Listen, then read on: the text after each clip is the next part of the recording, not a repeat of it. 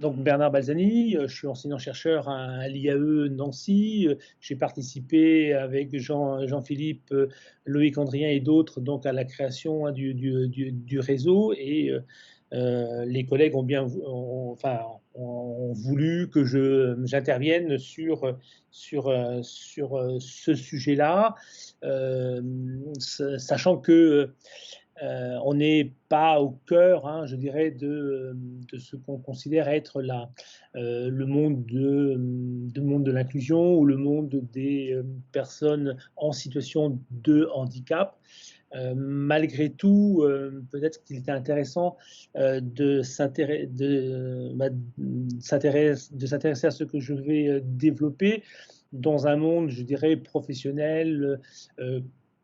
concomitant, hein, au monde que moi j'appellerais toujours, pour l'instant, mais c'est à discuter, hein, le monde du travail protégé, donc en parlant du sujet de la participation des salariés en insertion dans les structures qui les accueillent. Donc je vais à la fois présenter l'enjeu. Jean-Philippe, tu peux passer sur l'autre diapo.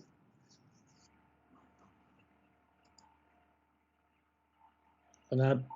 un petit temps de synchronisation, voilà. L'idée, c'est en quatre petites parties, de vous situer, pour ceux qui ne connaîtriez pas le monde de l'IAE et pourquoi je m'intéresse à cette question de la participation.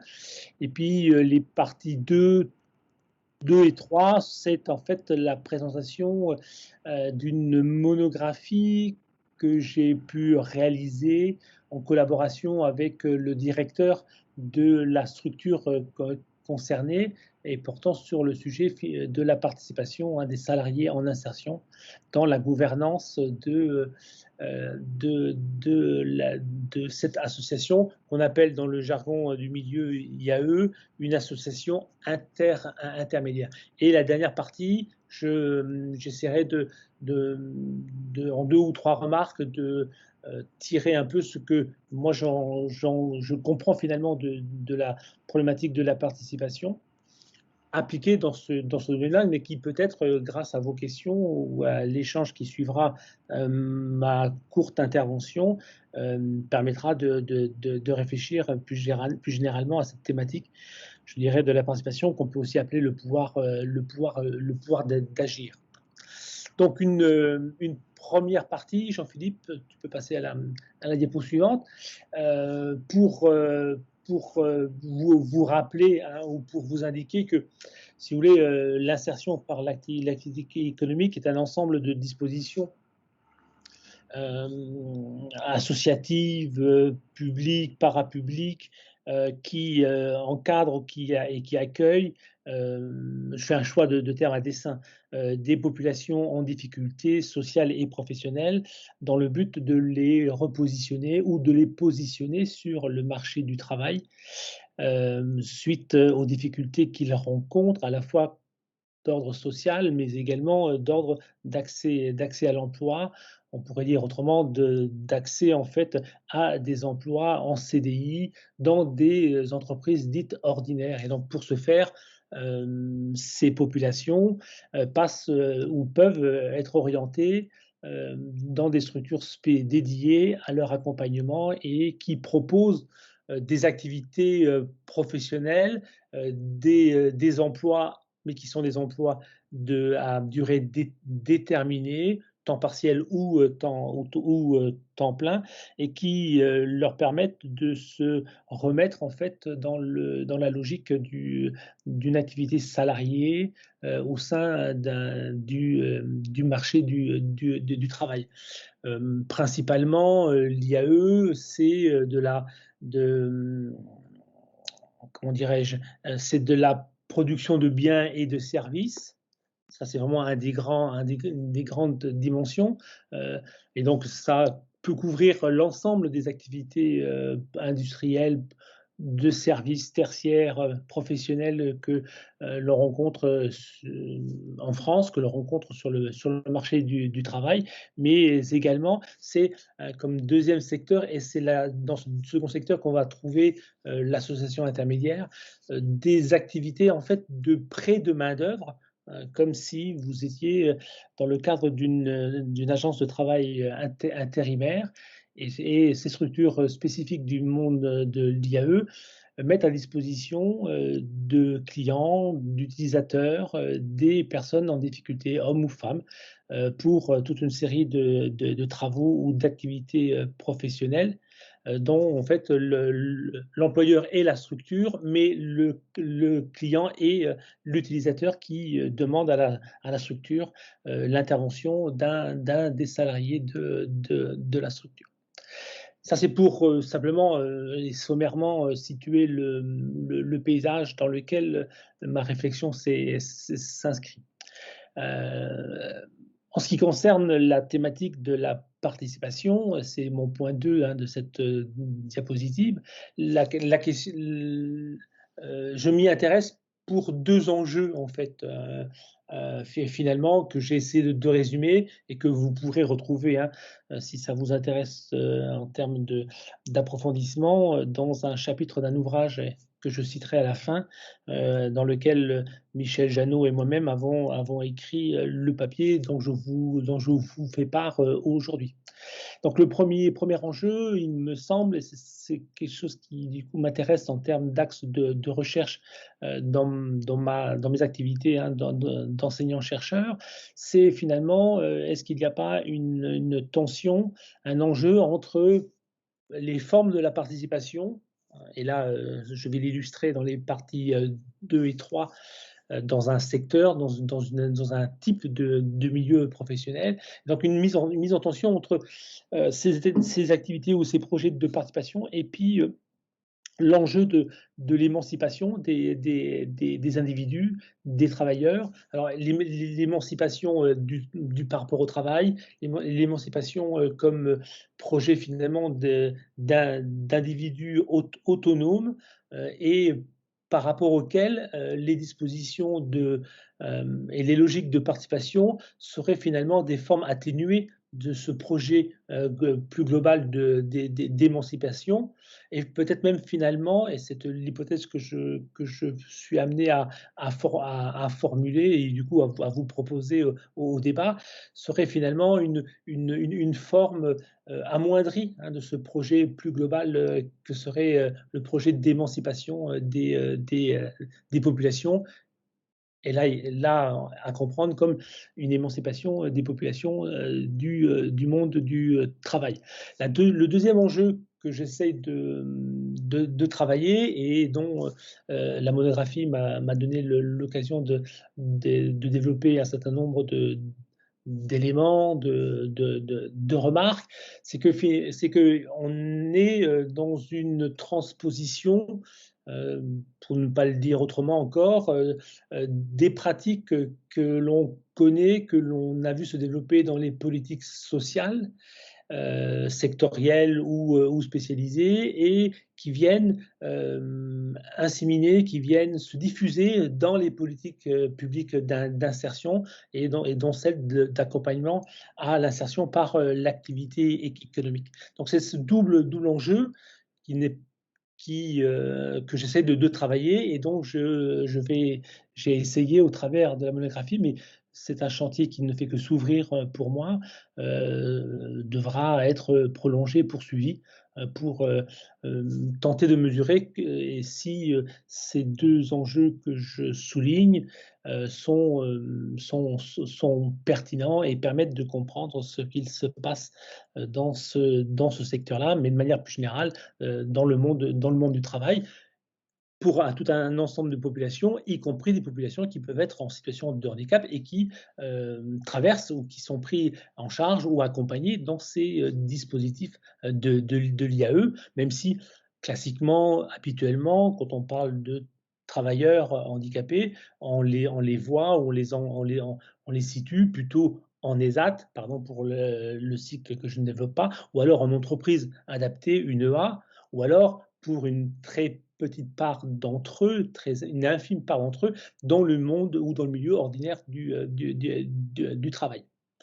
Jean-Philippe? Donc ça, c'était pour situer, hein, l'enjeu, ou en tout cas comment moi je le pose. Et donc j'ai eu l'occasion, dans le cadre de journées d'études, en 2019, qui s'appelait le GES. Et donc peut-être que vous connaissez, Monique Combe-Jauré, mais également Laetitia Letillieu. À l'issue de ces journées, ils ont fait un appel en fait pour certains des communicants autour en fait des questions de mais est-ce qu'on ne peut pas travailler sur les questions d'exemplarité, dans l'économie sociale et solidaire, et de montrer, comment, cette exemplarité se développe, dans différentes activités, dans différents secteurs. Et donc du coup, ils ont accepté, ma proposition qui était de montrer comment en fait, le projet que je vais vous présenter de participation pour des salariés en insertion dans une AI pouvait être exemplaire. Alors, je vais un peu vers la fin,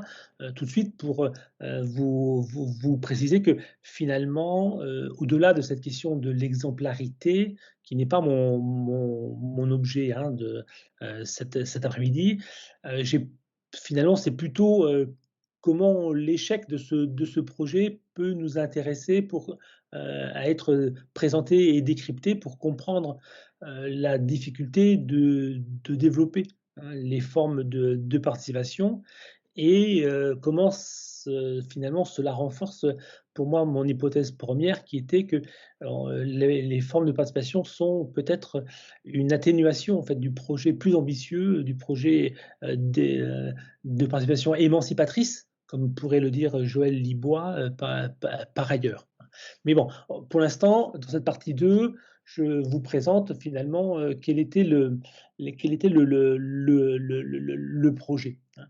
Donc on est dans une association intermédiaire, sur un bassin, de vie, autour de là où je travaille.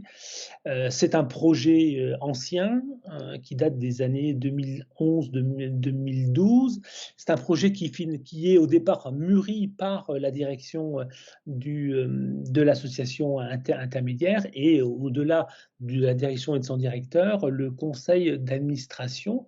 euh, qui, euh, qui jusqu'à cette époque-là, ne donnait pas la parole aux salariés en insertion. Mais ils étaient intéressés ou soucieux en fait de comment évoluer et de comment se développer et développer leur action au regard d'un certain nombre de valeurs, hein, qu'ils énonçaient autour, sans introduire nécessairement le terme exactement de participation, mais de partage en fait, hein, du projet associatif en direction d'un certain nombre des acteurs qui composent, hein, la structure, qui est leur association intermédiaire. Et au départ, en fait, on peut bien voir que le public ou les personnes qui étaient finalement visées dans ce projet, je dirais, de la gouvernance, c'était en fait les utilisateurs, c'est-à-dire toutes celles et ceux qui font appel à l'association pour demander un travail, une intervention de la part d'un salarié en insertion de l'AI, pour faire des travaux chez eux ou pour faire des travaux au sein de leur association quand ils ont été administrateurs ou présidents, ou au sein d'une collectivité, ou au sein d'une institution sur le territoire dans laquelle intervient l'association intermédiaire. Donc il y avait déjà un décalage dans le sens que les personnes qui étaient finalement visées au départ par les membres du conseil d'administration et la gouvernance étaient plutôt les utilisateurs, et finalement pas véritablement les salariés, qu'ils soient permanents ou qu'ils soient en insertion.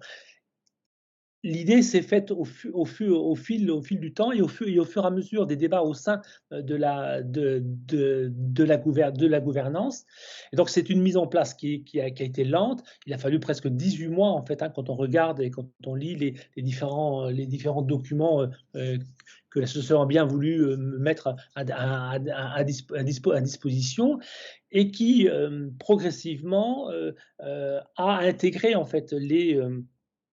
salariés et plus particulièrement les salariés en insertion, c'est ceux pour qui un contrat, est mis en place d'une durée maximum de 18 mois, et qui sont donc des salariés qui entrent et qui sortent en fait de la structure. C'est un élément qu'il faudra avoir bien en tête, et ce qui va finalement faire, le déclenchement de cette expérimentation, ou en tout cas, oui, je peux dire même de cette expérience, c'est un élément un peu hors de l'objet des débats, hors de la réflexion au sein de la gouvernance. C'est en fait une instruction fiscale, antérieure donc de 2006, qui autorisait finalement le milieu associatif et donc l'association intermédiaire, puisque elle a une gouvernance loi 1901, elle autorise en fait la création d'un collège des salariés au sein du CA. Et donc, le projet s'est finalement organisé autour, de mettre en place en fait un collège salarié au sein du CA, dans lequel du coup pouvait se développer ou se déployer l'idée, d'une participation, de l'ensemble des salariés, et donc y compris des salariés en insertion. Quand on regarde cette période, c'est une participation qui finalement se construit lentement, qui devient une réalité, limitée, parce que d'un départ avec les utilisateurs qui ne viendront pas finalement dans ce projet, des salariés permanents qui vont refuser d'entrer dans ce collège, des salariés, et je m'en expliquerai dans les 2 diapositives, suivantes, pour que au final, l'expérimentation se vive au travers en fait de 3 salariés en insertion, comme composant finalement le collège salarié au sein de la gouvernance et donc au sein du conseil d'administration. Heu cette réalité, elle a elle a, elle a pris, donc comme je l'ai indiqué, du temps. Il a nécessité, modification des statuts pour que ce soit acté, de manière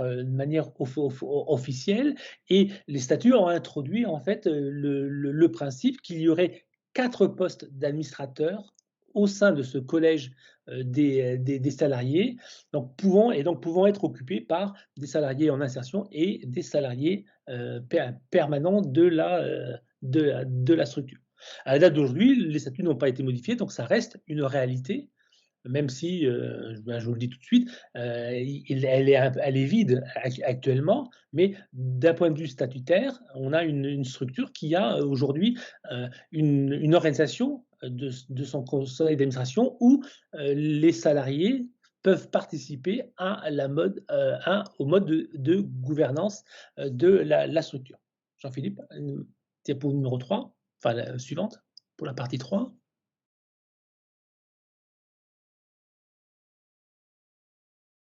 Donc c'est voilà, c'est un projet, qui s'est mis en œuvre, au sein de la structure. Ça a été un processus long, comme je l'ai rapidement, évoqué, grâce notamment au travail conjoint entre le directeur et, l'accompagnatrice socio-professionnelle, qui, en multipliant les informations, en multipliant les activités, qui réunissaient, hein, l'ensemble des salariés en insertion, a fait venir en fait donc ces 3 salariés en insertion, pour représenter, hein, ce collège des salariés au sein de la gouvernance, hein. Mais donc ces salariés, qui sont-ils en fait? Pour, un peu illustrer, ce sont en fait des salariés qui ont eu par ailleurs des expériences de gouvernance associative en club de football, dans leur lieu de résidence, deux d'entre eux sont dans des structures de type FOMAL ou à Doma. Et donc ils ont une expérience de l'idée que voulait développer en fait la structure. Certainement que c'est ces éléments-là qui ont aussi facilité leur venue, parce que l'association intermédiaire, c'est 180 personnes qui, à un moment donné, peuvent intervenir et qui sont inscrits dans les fichiers de la structure. Donc, ça, c'était donc pour ces éléments-là. Donc, vous voyez que du coup, c'est une réalité, hein, comme je l'avais indiqué dans la diapo précédente, relativement limitée. Ça a duré, en fait, un espace-temps de 2 années, dans lesquels les salariés en insertion, comme administrateurs en fait, au sein du collège des salariés, ont pu intervenir, participer aux réunions du CA et émettre des avis, jouer le jeu et assurer leur mission de représentants des salariés au sein de l'instance de gouvernance et de pouvoir rendre compte en fait au reste des salariés des résultats ou des activités qu'ils ont pu mener. Qu'est-ce qu'il faut aujourd'hui, enfin je dirais, en conclure, ou en tout cas, qu'est-ce qu'on peut en retenir, et par quoi en fait ce projet innovateur, ce projet en tout cas innovateur pour la structure d'insertion, a pu finalement rencontrer comme difficulté, et quel problème en fait finalement que ce projet en soi pertinent, a pu finalement mettre en évidence. D'une part, on a en fait des salariés en CDD, donc ces 3 représentants, hein, du collège, qui ont dû surmonter en fait 3 types de difficultés, qui a certainement contribué à l'arrêt en fait, hein, de l'expérimentation, donc notamment le fait que ce sont des salariés à durée déterminée et qui donc à un moment donné doivent quitter en fait la structure, et donc le projet est confronté en fait à cette difficulté, que s'il compose un collège des salariés, notamment avec des salariés en insertion. La question de la fin de leur participation à la gouvernance se trouve à être anticipée du fait même de leur situation salariale au sein de la structure associative. C'est-à-dire que le statut salarié en insertion met fin, hein, de manière prévisible leur action ou leur activité au sein de la gouvernance. Deuxième enjeu ou deuxième difficulté, si on ne veut pas les appeler des enjeux, c'est que les objets sur lesquels ils ont eu à travailler, à débattre, et qui du coup vient freiner en fait l'idée d'un pouvoir d'agir, l'idée d'une participation active de leur part. C'est que les objets ou les éléments de débat au sein de l'instance du conseil d'administration étaient finalement des débats qui étaient hors de leur réalité, hors de leur champ d'accaparation mentale et intellectuelle. Les, qui les empêche en fait, ou qui les a empêchés d'effectivement pouvoir participer aux travaux au même titre que n'importe quel autre administrateur. Et ce qui a fait que progressivement sur le nombre de réunions auxquelles ils ont pu participer, ils ont développé en fait des stratégies de départ, des stratégies de non-participation et qui, au fur et à mesure ou progressivement, les a mis finalement en dehors en fait de l'activité ou des activités liées aux activités en fait du conseil d'administration. Et puis, troisième enjeu, du coup pas du tout lié aux individus, à leur parcours, à leur histoire, c'est en fait que la possibilité et les dispositions qu'a mené l'instruction fiscale pour les AI ou pour le milieu de l'IAE est différente en fait des valeurs et des principes qu'on peut retrouver dans l'économie sociale et solidaire, notamment sur les principes et qui auraient pu ou qui auraient dû être prises en compte ou introduites dans cette expérimentation, qui était l'idée en fait d'un homme une voix ou d'une femme une voix. La disposition réglementaire disant que le collège de 4 personnes physiques des salariés, en fait, ne valait qu'une voix au sein de la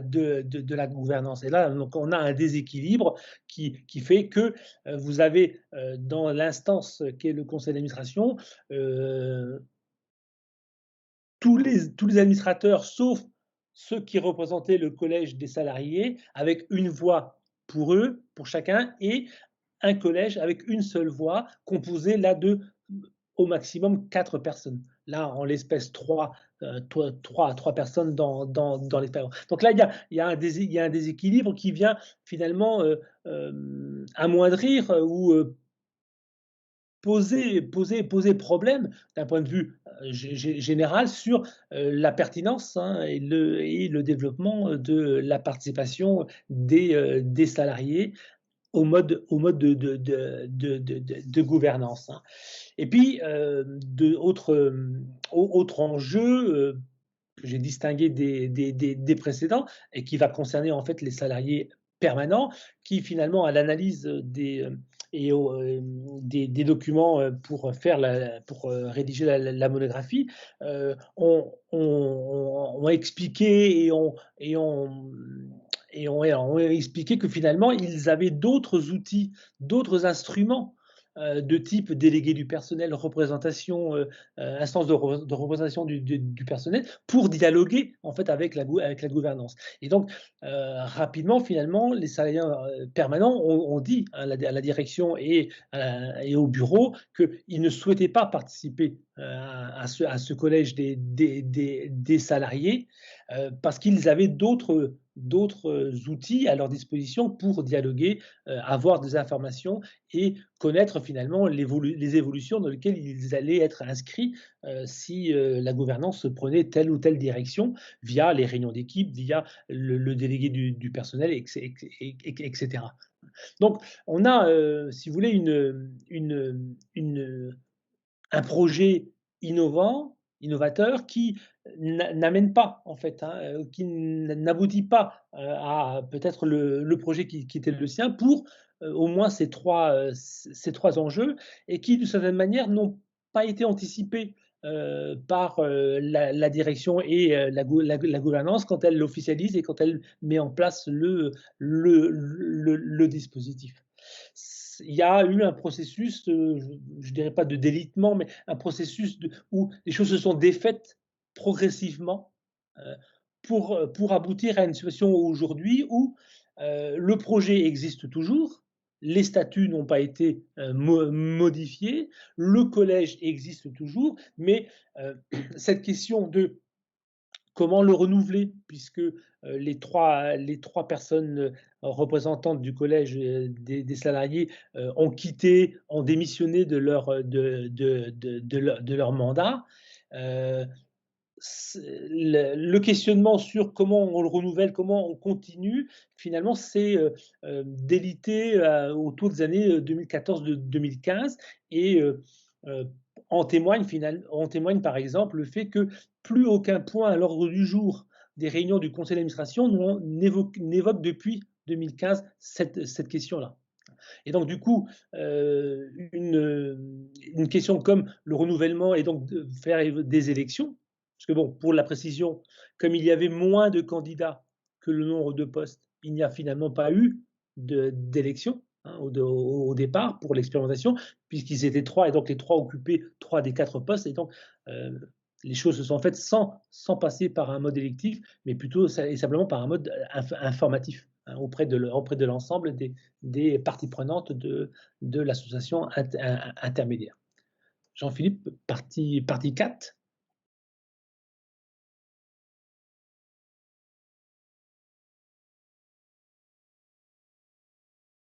Alors,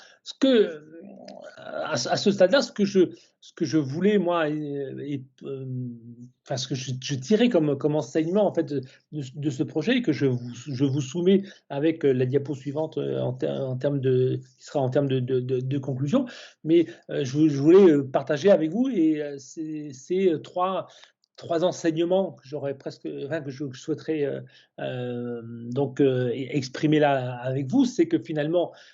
on a des résultats qui sont relativement contrastés, c'est peut-être même un peu un euphémisme, ou alors qui sont des résultats différenciés selon la position que l'on a au sein de l'association intermédiaire, qui permettent peut-être d'avancer l'idée que le projet il était plutôt un projet d'administrateur, un projet de la gouvernance au regard des valeurs associatives, que réellement un projet qui est devenu le projet des salariés, y compris les salariés en insertion. Et donc, cette situation contrastée et différenciée interroge sur finalement la pertinence, la faisabilité, comme la dynamique que finalement ça peut enclencher en termes de transformation en fait d'une organisation. Deuxième enseignement autour en fait que depuis 2011 et depuis la fin finalement de l'expérimentation concrète, les évolutions réglementaires sont venues briser en fait l'élan qui pouvait se développer et s'initier, en ce sens que depuis 2-3 années maintenant, finalement, il n'y a que les salariés permanents qui peuvent en fait participer à la gouvernance de leur association. Et donc, du coup, par rapport à ce qui était le projet finalement d'associer, d'enclencher une dynamique participative avec les salariés en insertion, une évolution réglementaire de ces dernières années est venue battre en brèche le projet. Et donc là, en l'occurrence, comme on a déjà eu une difficulté, comme les porteurs ont eu une difficulté à développer l'existence d'un collège de salariés en y intégrant les salariés permanents, le fait nouveau de n'avoir une représentation qui n'est ouverte plus qu'aux seuls salariés permanents met à mal encore plus le projet et du coup éloigne encore plus les salariés en insertion du projet dans lequel ils pouvaient s'engager, et en tout cas que la gouvernance et la direction de l'association voulaient mettre en place avec eux en leur direction. Et puis, troisième peut-être enseignement, c'est que à la fois dans la phase de préparation, dans la phase de déroulement, En fait, les parties prenantes se sont rendues compte, quand je les ai interrogés, que ce soit le directeur ou la coopération professionnelle, c'est qu'il leur manquait en fait des moyens d'animation, des moyens de développer le projet, mais y compris des moyens financiers. Parce que réunir les salariés, faire des réunions d'information, faire d'une certaine manière de la publicité sur le projet en les associant, ne rentre pas dans les activités premières d'une association intermédiaire. Et donc du coup, la structure n'avait pas totalement les ressources, ou en tout cas n'avait pas anticipé le fait que ça pouvait avoir une incidence financière, que de pouvoir développer ce type de projet, et cette pratique en fait d'une certaine forme de démocratie sociale. Qui plus est, s'est posé la question, mais quand, quand le salarié en insertion vient au CA, comment il rentre chez lui? Comment il vient à la réunion? Sachant que c'est une population, un public en grande difficulté. Donc, cet élément-là a aussi été un élément qui a fragilisé en fait le développement en fait de ce type de pratiques, comme je l'ai indiqué, de pratiques de démocratie sociale. Jean-Philippe, la diapo suivante.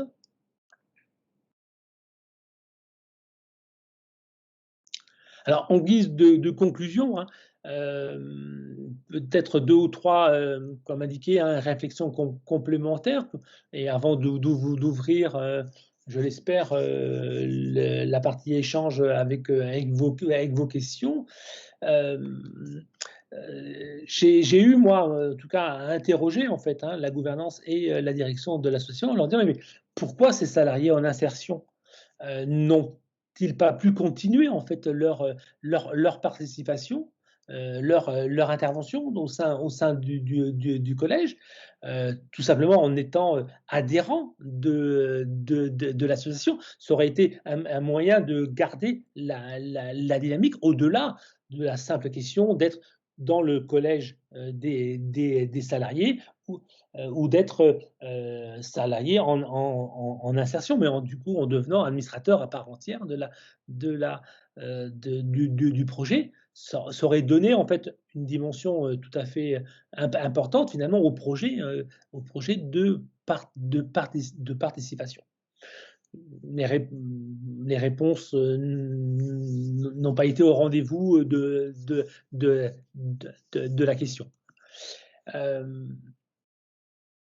Il est clair, par exemple, ça s'est rendu évident que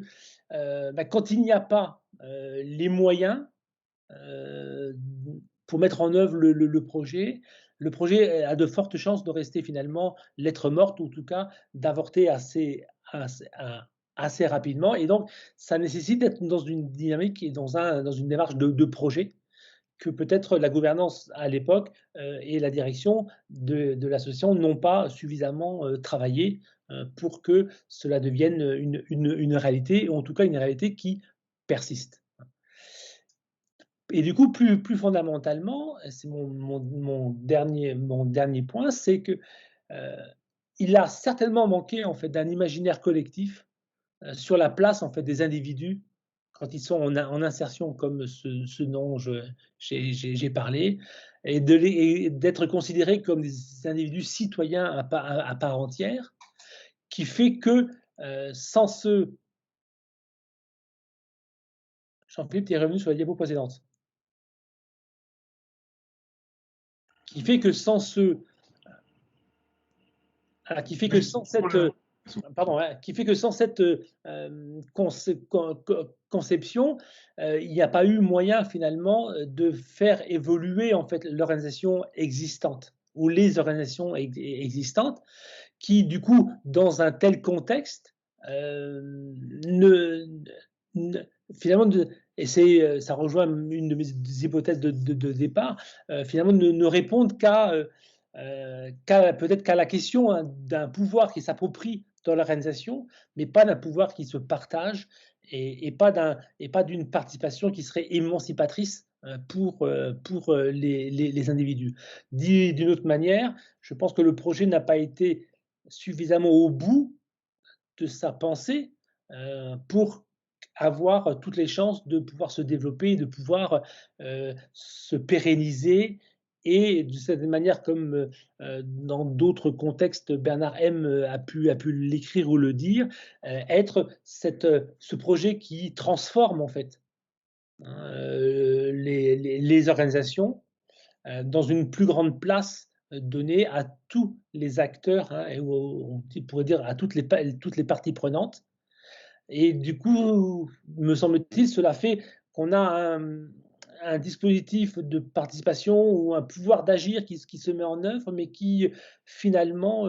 ne va pas au bout, en tout cas ne se pense pas comme allant au bout du projet, hein, qu'il peut avoir, c'est-à-dire être un projet de transformation, plutôt radicale, des organisations et des collectifs ici de travail, dans d'autres milieux, de soins ou, d'accompagnement ou de suivi, de population ou de public en grande difficulté. Donc voilà, je vous remercie pour votre, attention.